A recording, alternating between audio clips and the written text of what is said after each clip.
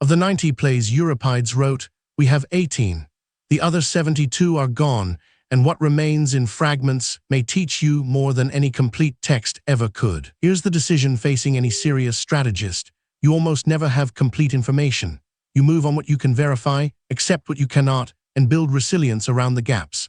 Euripides faced no such luxury. He was dead when the Library of Alexandria burned, when wars scattered manuscripts, when time itself became the enemy. But his fragments survive, and they are telling us something crucial about how to think when the full picture is impossible to obtain. Exhibit 1. We know Euripides wrote roughly 90 plays across his 90-year life.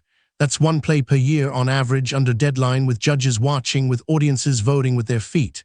The Athenians took theater seriously. It was a competition, a political event, a test of your ideas under live pressure. He won 5 times, lost far more. But the point is measurable. He produced at scale, constantly, with incomplete feedback about what worked. Exhibit 2. Of those 90, exactly 18 complete plays survive to today.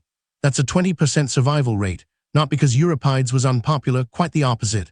The loss was random. Copyists chose which texts to replicate. Wars destroyed libraries. Papyrus rotted. There was no conspiracy, just entropy. You're reading him now only because someone in the 2nd century made a choice to copy 7 of his plays onto new papyrus. A different choice. And you'd know nothing. But here's where it gets strategic. We also have fragments, quotations from lost plays embedded in other writers' texts, papyri scraps pulled from Egyptian trash heaps, literally garbage dumps where ancient Egyptians discarded broken parts and torn manuscripts. Scholars have recovered thousands of these fragments. They're incomplete. They're often just a few lines, and they're invaluable. Exhibit 3. From fragments of play called The Suppliants, we learn Euripides was writing about refugee women, mothers and widows seeking asylum after a lost war. He wrote this around 420 BCE during the Peloponnesian War, when Athens itself was drowning in displaced people. The fragment is maybe 20 lines, but it tells you something the complete plays sometimes obscure. Euripides was writing about now, not myth. He was a strategist of the present. What's the cost of having only fragments? You lose the arc, you lose the resolution, you lose the ending, and Euripides was famous for his endings, for sudden divine interventions that felt cheap and honest at once. The fragments deny you closure. They deny you the satisfaction of a complete narrative. And that denial is exactly the point. Most of us spend our lives chasing complete narratives, complete information before we decide, complete understanding before we act, complete closure before we move forward. We tell ourselves, once I have all the facts, once I see the whole picture, then I'll commit, then I'll choose, then I'll build something. Euripides' fragments mock that logic. They say, you never will have all the facts, and you don't need them. Consider what a fragment actually is: evidence of intent. A few lines from Medea, the one complete play we have, show a woman deciding to kill her own children to punish her unfaithful husband. Horrifying. But a fragment from a lost play suggests Euripides was exploring whether that same decision made sense from her perspective, given what she knew, given her cost-benefit analysis at the moment of choice. The fragment doesn't excuse her, it explains her. That's a Stoic move, not acceptance of fate, acceptance of incomplete information. The Stoics understood that you make decisions under uncertainty. Marcus Aurelius, writing 500 years after Euripides, kept coming back to this. You control your judgment, your effort, your intention. You do not control outcomes. You do not control what you'll know tomorrow. You work with what's in front of you now. The fragments teach you something else, that incompleteness itself is data. When you find a 4-line scrap from a play about a soldier choosing between duty and love, you're not finding a problem. You're finding evidence that this question mattered enough for someone to write about it, for someone to copy it, for someone to preserve it across centuries of chaos. The missing 66 lines don't undermine the 4 you have. They amplify them. Here's what you lose if you only read the 18 complete plays. You lose the ability to sit with uncertainty. You get resolution. You get Euripides' full argument. You get closure, and you train your brain to expect that same closure in life.